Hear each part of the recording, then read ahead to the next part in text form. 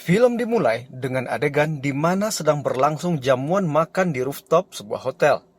Ketika tuan rumah sibuk menyapa semua koleganya, tiba-tiba saja sepasang mata si tuan rumah berubah menjadi putih.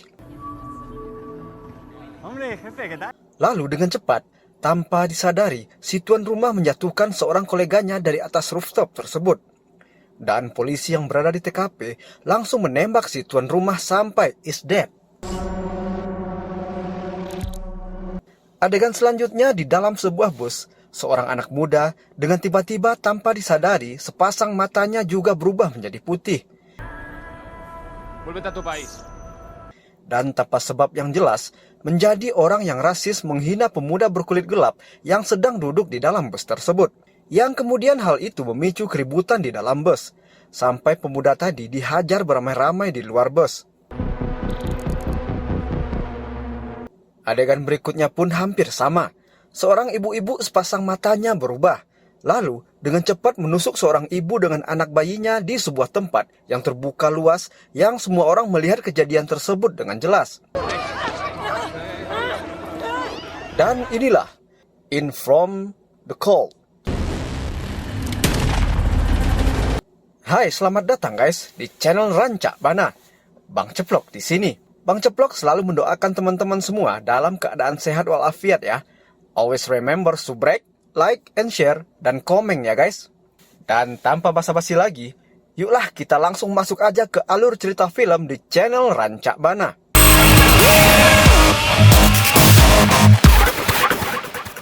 Dimulai di kota Madrid, seorang ibu dan anaknya telah sampai di kota tersebut. Mereka menikmati pemandangan yang disajikan oleh kota itu. Ibu itu bernama Jenny Franklin dan anaknya bernama Becca Franklin. Sesampainya di hotel, ada rombongan lain yang menggunakan bus, yang merupakan teman-temannya Becca dan juga orang tua murid di bus tersebut. Rupanya, mereka akan mengikuti perlombaan seluncur indah, bahasa kerennya, dan mereka adalah tim ice skating yang berasal dari Amerika Serikat. Hubungan Jenny dan Becca agak kurang harmonis. Di dalam kamar hotel, Jenny berusaha untuk memperbaiki hubungan dengan anaknya Becca. Becca yang sedang datang bulan saat itu pergi ke kamar mandi dan tidak menemukan pembalutnya. Jenny pun menawarkan diri untuk membeli pembalut anaknya itu di luar hotel. Lalu Jenny menuju ke bawah dengan lift. Saat berada di dalam lift, tiba-tiba saja ada orang tak dikenal melempar bom asap ke dalam lift tersebut. Lift dengan cepat menutup lalu meluncur turun. Jenny pun terkurung di dalamnya. Adegan berlanjut ke Jenny yang terbangun dari tidurnya akibat dari bom asap tadi. Jenny panik karena dia berada di suatu tempat antah berantah yang dikelilingi dengan orang berjas hitam dan kacamata hitam. Yang ditebak oleh Jenny bahwa ini adalah CIA. You're the CIA? Lalu terdengar suara orang yang menandakan pemimpin dari orang-orang tersebut, Shawnee Liu. Shawnee bercerita kepada Jenny, dulu sekitar tahun 90-an, ada seorang aset asing, perempuan muda dengan keahlian khusus, yang bisa membunuh orang-orang yang berkuasa. Karena dia tak pernah dilihat, didengar bahkan difoto. Julukannya adalah Whisper atau bisikan. They called her the Whisper. CIA berhasil mengumpulkan informasi tentang Whisper ini. Tapi sebelum bisa mengaitkan hal tersebut, terjadi keruntuhan ekonomi di Rusia. Layanan intelijen hampir runtuh dan Whisper pun lenyap begitu saja. Akhirnya gosip berkembang. Ada yang bilang Whisper ini ikut Mossad. Ada juga yang bilang ikut revolusi di Bolivia. Namun, menurut Chauncey, Whisper ini melihat kesempatan untuk bebas. Yang kemudian, Whisper ini bikin KTP baru, jatuh cinta, menikah, dan punya anak.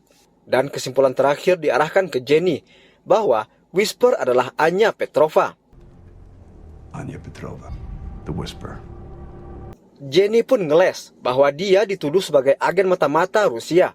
Chauncey masih memujuk agar Jenny mengaku. I'm telling you, you got the wrong lady, buddy. Tapi tetap saja Jenny nggak mau mengaku.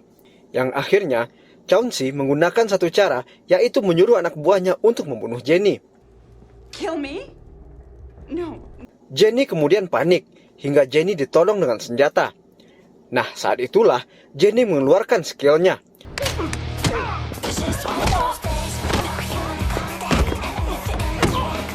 Pertarungan pun terjadi. Jenny menumbangkan agen CIA satu persatu.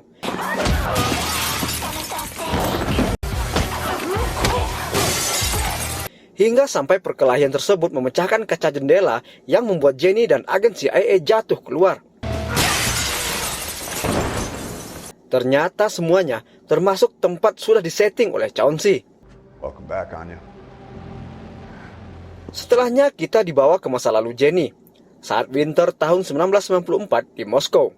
Anya the Whisper, perempuan muda yang sedang menjalankan misinya. Anya pergi ke sebuah klub dan pura-pura bertanya untuk membeli celana Levi's. Yang akhirnya Anya berkenalan dengan Suyin dan Faina Orlov. Lalu kemudian mereka semua berdisko di klub tersebut.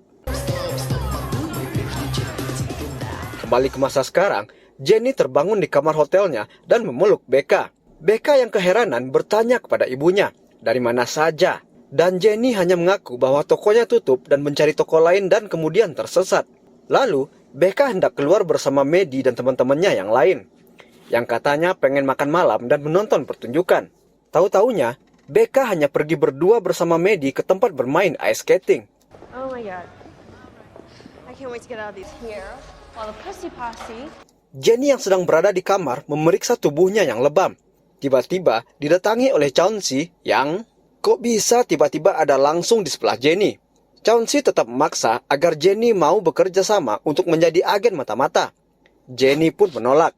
Yang akhirnya Chauncey mengancam dengan undang-undang spionase bahwa akan memenjarakan Jenny dan akibatnya akan buruk terhadap Becca karena menanggung beban menjadi anak mata-mata rahasia Rusia.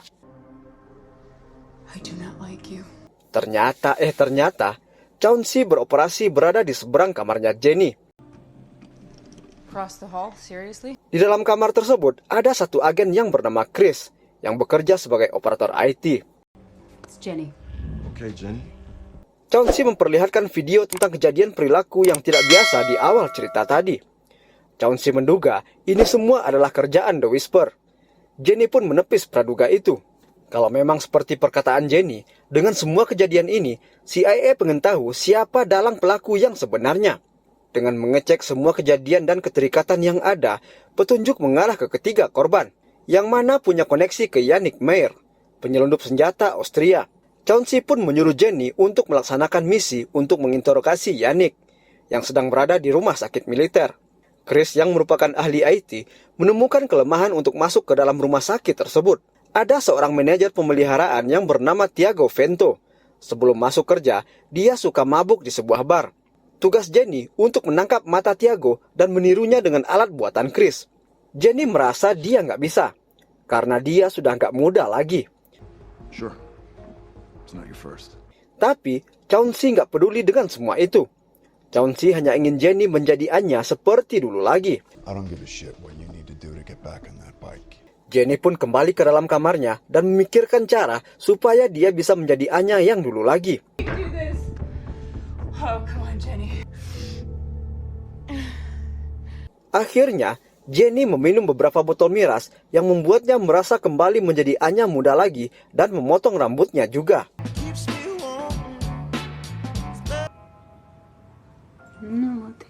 Lalu kita dibawa kembali ke Anya muda yang pulang berdua dengan Faina. Mereka berdua seperti orang yang sedang jatuh cinta. Dalam perjalanan pulang tersebut, mereka berdua diganggu oleh 3 orang lelaki, yang mana akhirnya 3 orang lelaki tersebut bisa dikerjain oleh Faina. Kembali ke Jenny yang akan menjalankan misinya, dipantau oleh Chauncey dan juga Chris. Jenny yang di lapangan langsung berimprovisasi dalam misinya. Jenny membuat pengalihan. Jenny menjatuhkan motor Tiago dan mengadukan ke Tiago bahwa motornya telah dijatuhkan oleh orang-orang yang berada di sudut gedung tersebut. Tiago menghajar orang-orang tersebut. Lalu dengan cepat, Jenny memberi kejutan listrik kepada Tiago. Dengan menggunakan alat yang diberikan oleh Chris, Jenny men-scan mata Tiago. Yes, ma'am. Berhasillah misi Jenny dengan mudah dan pulang dengan selamat. Kita kembali lagi ke Moskow tahun 1994, di Kedubes Cina. Anya mengantar pulang Faina ke kediamannya, yaitu Kedubes Cina, sambil melihat situasi dan ayahnya Faina dari kejauhan. Jenny yang telah dipersiapkan oleh Chris menggunakan lensa kontak berkat pindai mata Tiago. Jenny bersiap untuk melakukan misi berikutnya berdasarkan briefing dari Chauncey. Saat briefing tersebut, diketahuilah bahwa Chris ini adalah hacker yang tertangkap oleh Chauncey dan digunakan oleh Chauncey sebagai aset untuk melaksanakan misi Chauncey ini. Misi Jenny sekarang adalah untuk mencari Yannick Mer dan hubungannya dengan 3 orang rekannya yang telah mati dalam adegan pertama tadi. Sebelum Jenny pergi, Chris memberikan baju khusus kepada Jenny yang dilengkapi dengan teknologi tercanggih dan terbuat dari Kevlar, yang berarti kostum itu tahan oleh peluru. Kembali ke Anya, saat dia pulang mengantar Faina, melalui rute yang sama, saat itu Anya menemukan kalung yang berada di dekat rel kereta, dan itu adalah kalungnya Faina. Kemudian ketika Anya kembali berjalan, tiba-tiba saja ada seorang berjubah hitam yang mengancam Anya bahwa Putri Arthur Orlov, ahli biofisika, yang mencoba mengorek rahasia program Yaroslav dari Rusia, harus diculik. Tetapi Anya tidak melakukan itu. Ты не думаешь, ты действуешь.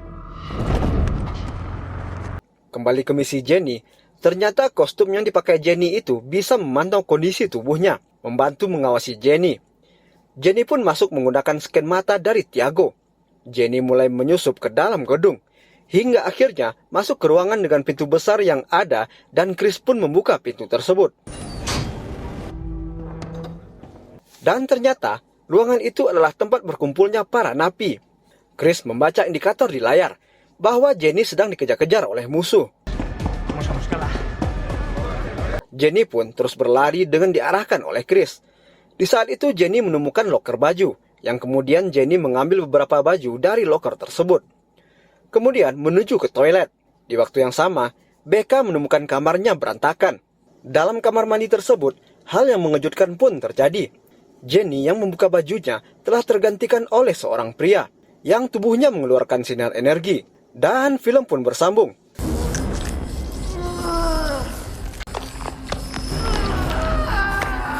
Oke guys, ditunggu ya kelanjutan dari film In From The Cold. Terima kasih buat yang sudah menonton. See you next time. Onde mande, rancak bana.